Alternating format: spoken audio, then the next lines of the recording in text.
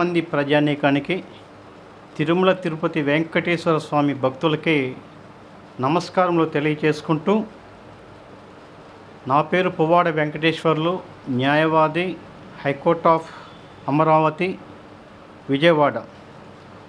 ఆంధ్రప్రదేశ్లో ఒక burning topic అయితే గత కొన్ని రోజులుగా జరుగుతూ ఉన్నది. తిరుపతిలో లడ్డులో తీవ్ర కల్తీ జరిగిందని, పశువుకు సంబంధించిన, జంతువుకు సంబంధించిన కొవ్వు పదార్థం కూడా దాంట్లో కలిసిందని చెప్పి సాక్షాత్తు ముఖ్యమంత్రి చెప్పడంలో ఇది ఒక సెన్సేషనల్గా ఆంధ్రప్రదేశ్ రాష్ట్రంతోనే కాదు, ఉభయ తెలుగు రాష్ట్రాలు, పక్కన ఉన్నటువంటి మరి తమిళనాడుతో పాటుగా యావత్ ప్రపంచంలో ఉన్నటువంటి హిందువులు ఉద్వేగానికి లోనైనటువంటి విషయం అందరికీ కూడా మనకు విదితమే. దీని మీద సత్వరం చర్యలు తీసుకునేదానికి ఆంధ్రప్రదేశ్ ముఖ్యమంత్రి వర్యులు నారా చంద్రబాబు నాయుడు గారు చిట్టు దర్యాప్తు సంస్థను, ప్రత్యేక దర్యాప్తు సంస్థను 26వ తారీఖున ఏర్పాటు చేయటం, అలానే ఉప ముఖ్యమంత్రి గారు పవన్ కళ్యాణ్ గారు దీక్షను ప్రారంభించటం, దీని మీద కొంతమంది ఆంధ్రప్రదేశ్ సర్వోన్నత న్యాయస్థానం మీద కోర్టుకు వెళ్ళటం, ఈ లడ్డు మీద జరుగుతున్నటువంటి ప్రచారం మీద సుప్రీంకోర్టు కూడా వెళ్ళటం జరిగింది. ఇప్పటికే టీడీటీ బోర్డు మాజీ అధ్యక్షులు, ప్రస్తుత వైఎస్ఆర్సీపీ ఎంపీ వైవి సుబ్బారెడ్డి గారు, అలానే ఎక్స్ ఎంపీ బీజేపీకి సంబంధించిన ప్రముఖ న్యాయవాది సుబ్రహ్మణ్య స్వామి గారు, అలానే విక్రమ సంపత్ అనే ఒక భక్తుడు, సుదర్శన్ టీవీ ఎడిటర్ సురేష్ గారు కూడా సుప్రీంకోర్టును ఆశ్రయించడం జరిగింది. కొన్ని కోట్ల మంది భక్తులకు సంబంధించిన అంశం మీద నిజ నిర్ధారణ చేయమని, వాస్తవాలు వెలికి తీయమని, హిందూ మనోభావాలకు సంబంధించిన ఒక సెంటిమెంట్తో కూడినటువంటి ప్రభావం ఎక్కువగా ఉంటుందని చెప్పి సుప్రీంకోర్టును ఆశ్రయించడం జరిగింది. ఈ కేసు సుప్రీంకోర్టులో జస్టిస్ గవాయి గారు, జస్టిస్ కేవి విశ్వనాథం గారు ఈ బెంచ్కి రావటం జరిగింది.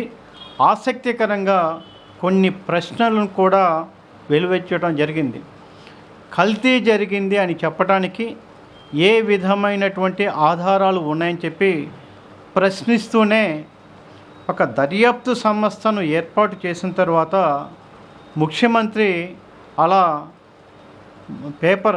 ప్రచార సాధనాల ద్వారా రావటం మీద ఇన్వెస్టిగేషన్ ఏదైతే చేస్తుందో సిట్ అనే దాని మీద ప్రభావితం ఏమన్నా ఉంటుందా, ఏపీ ప్రభుత్వం ప్రత్యేక బృందాన్ని ఏర్పాటు చేసినటువంటి సిట్నే కొనసాగించాలా, లేదా రిటైర్డ్ సుప్రీంకోర్టు జడ్జి చేత ఏర్పాటు చేయాలా, లేదా స్వయం ప్రతిపత్తి సంస్థను ఇంకేదైనా జాతీయ స్థాయిలో ఏర్పాటు చేయాలని చెప్పి సుప్రీంకోర్టు కేంద్ర ప్రభుత్వ అభిప్రాయాన్ని తీసుకోవటం జరిగింది. కేంద్ర ప్రభుత్వ అభిప్రాయాన్ని తీసుకుంటూ 4వ తారీఖు వాయిదా వేయటం జరిగింది.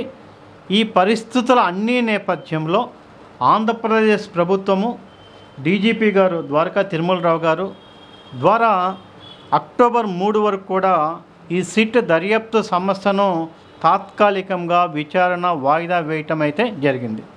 అయితే దీని మీద పుంఖానుగా చంద్రబాబు నాయుడు గారికి చెంపపెట్టు లాంటి దెబ్బని కొంతమంది, ఇది రాజకీయ దురుద్దేశం మీద కూడుకున్నదని కొంతమంది, ఇక ఈ కేసు నీరు గారిపోయింది, అసలు కేసే లేదు, కల్తీ లేదని చెప్పి కొంతమంది రాజకీయ అస్త్రంగా వాడుకుంటున్నారు. ఇది రాజకీయ నేపథ్యంలో ఎవరి ఎత్తులు, ఎవరి పై ఎత్తులు వాళ్ళకు ఉన్నప్పటికీ, ఏది ఏమైనప్పటికీ సుప్రీంకోర్టులో విచారణ సందర్భంగా ఎక్కడా కూడా సిట్టు వద్దని కానీ లేదా స్టే ఇవ్వటం కానీ జరగలేదు. ఒక అభిప్రాయాన్ని మాత్రమే వ్యక్తం చేసింది. స్వతంత్ర సంస్థను ఏర్పాటు చేయవలసిన ఆవశ్యకత ఏమన్నా ఉందా, ఈ సిట్కి ఆ సామర్థ్యత ఉందని చెప్పి కేంద్ర ప్రభుత్వ అభిప్రాయాన్ని తీసుకున్నది. కేంద్ర ప్రభుత్వ అభిప్రాయం చెప్పాలి. అందుకే కేంద్ర ప్రభుత్వ అభిప్రాయం చెప్పిన తర్వాత సొలిసిటర్ జనరల్ తుషార్ గారు మెహతా గారిని అడిగారు. వారు రేపు 4వ తారీఖు చెప్తారు. అంటే కొద్దిగా మనం విశ్లేషణ చేసినట్లయితే సిట్టు మీద ఒక నమ్మకం లేకపోవటానికి మీకున్న కారణాలు ఏంటో చెప్పవలసిన ఆవశ్యకత ఉంది. గతంలో జగన్మోహన్ రెడ్డి గారు, ఆయన కూడా దర్యాప్తు సంస్థలు ఉన్నాయి. ఆయన కూడా ఆంధ్రప్రదేశ్ పోలీస్ వ్యవస్థలో అనేక కేసులు అనేక మంది మీద పెట్టారు. మీరు వ్యవస్థల మీద నమ్మకం లేదంటే పరోక్షంగా మీరేమన్నా తప్పు చేశారనేది కూడా ప్రజలకు తెలియవస్తుంది. అంటే ఒక సంస్థ కాకుండా మరొక సంస్థతో దర్యాప్తు చేసినంత మాత్రాన నేరాలు కాకుండా ఉంటాయా, చేసిన పాపం లేకుండా ఉంటుందా అని ఒక్క ఉదాహరణ ప్రజల దృష్టికి తీసుకురావటానికి సొంత బాబాయ్ కేసులో వైఎస్ వివేకానందరెడ్డి గారి హత్య కేసులో చంద్రబాబు నాయుడు గారు ముఖ్యమంత్రిగా ఉన్నప్పుడు సిబిఐ ఎంక్వైరీ కావాలని చెప్పిన వ్యక్తే తర్వాత సిబిఐకి వద్దని చెప్పారు. ఇది వైఎస్ వివేకానందరెడ్డి గారి కుమార్తె సునీత గారు సుప్రీంకోర్టుకు వెళ్ళి సుప్రీంకోర్టు నుంచి సిబిఐ విచారణ కోసం పట్టుబట్టి సుప్రీంకోర్టు మార్గదర్శకాల ప్రకారంగా వచ్చిన వైఎస్ వివేకానందరెడ్డి గారి కేసు నేటి వరకు కూడా, అంటే సుప్రీంకోర్టు పర్యవేక్షణలో సాక్షాత్తు సిబిఐనే మీరు ప్రభావితం చేసినటువంటి జగన్మోహన్ రెడ్డి గారు ఈరోజు జరుగుతున్నటువంటి చిట్టు విచారణ మీద, రాజ్యాంగబద్ధమైనటువంటి వ్యవస్థల మీద బురద చల్లటం దయచేసి మానుకోవాలి. దర్యాప్తు సంస్థలకు సహకరించండి, దర్యాప్తునికి మీరు ఉపయోగపడండి. దర్యాప్తు సంస్థలు చట్ట ప్రకారంగా ఏర్పడినటువంటి దర్యాప్తు సంస్థలు వాటి పని అవి చేసుకుంటాయి.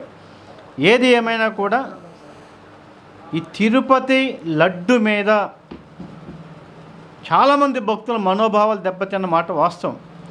గతంలో 5 సంవత్సరాలుగా తిరుపతి నుంచి వచ్చిన వ్యక్తులు లడ్డు నాణ్యతలో ప్రమాణాలు తగ్గుతున్నవని, లడ్డు నాణ్యత లేదని చెప్పి బహిరంగంగానే చెప్పిన సందర్భాలు ఉన్నాయి.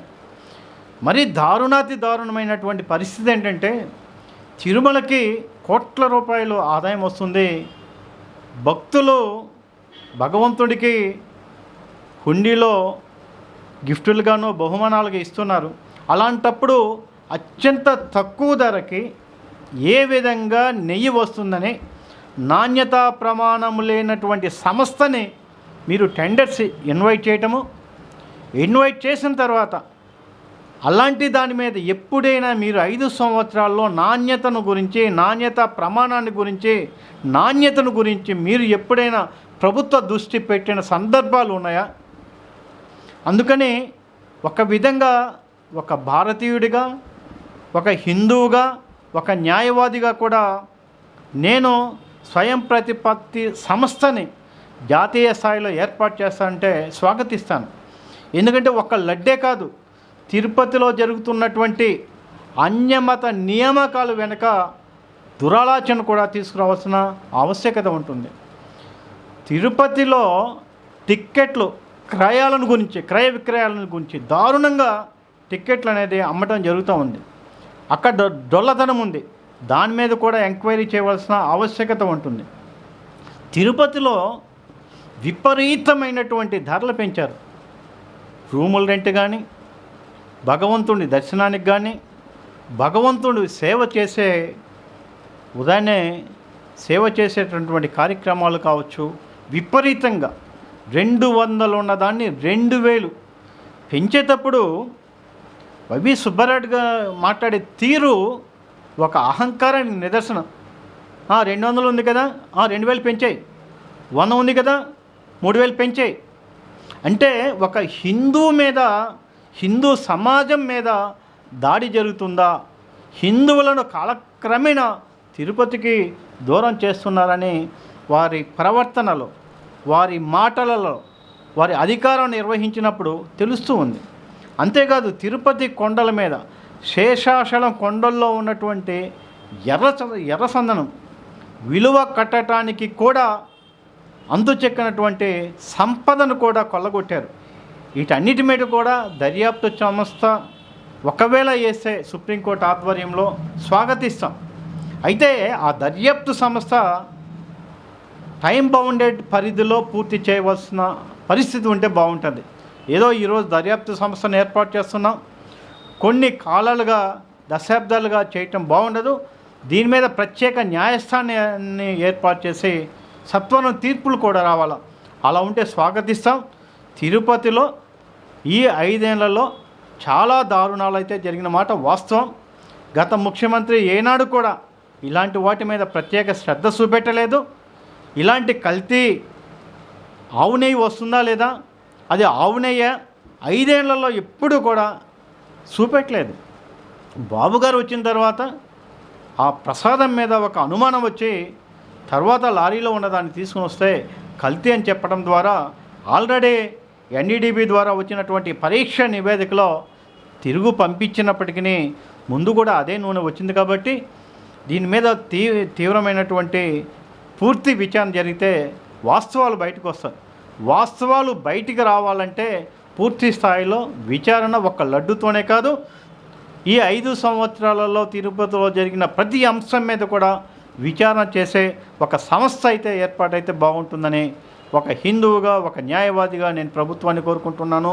సుప్రీంకోర్టులో రాబోయే రోజుల్లో దీని మీద స్పష్టత వచ్చే అవకాశం ఉంది.